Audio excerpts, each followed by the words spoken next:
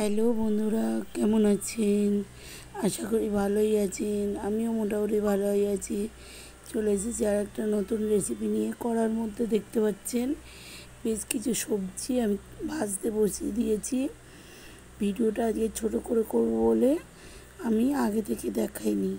এখানে কি কি দেখিয়েছি দেখুন: বিনস, গাজর, টমেটো, আলু আর বাঁধাকপি সব কটা কেটে ধুয়ে নুন নুন দিইনি, কেটে ধুয়ে কড়ার মধ্যে দিয়ে দিয়েছিলাম। কোনো ভাজা হচ্ছে আর এদিকে দেখে যে এটা পাস্তাটা একটু ভাপিয়ে চুবড়িতে দিয়েছি, গায়ে একটু সাদা তেল মাখিয়ে দিয়েছি। দেখুন তাহলে এবারে তো কী হবে বুঝতেই পারছেন। হ্যাঁ, আমি পাস্তা করছি। কুচানো কাঁচা লঙ্কাও দিয়ে একসঙ্গে আমি ভাজতে বসিয়ে দিয়েছি। পাস্তা করছি কারণ এখানে স্বাদ মতো নুন দিয়ে দিলাম। পাস্তা করছি কারণ আজকে রাধা অষ্টমী, সেই জন্যেই।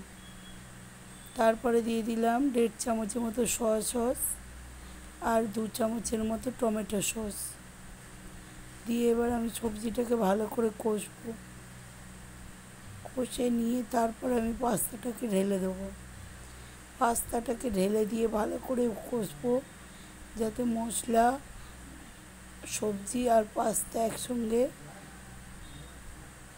একাকার হয়ে যায়, মিলেমিশে একাকার হয়ে যায়।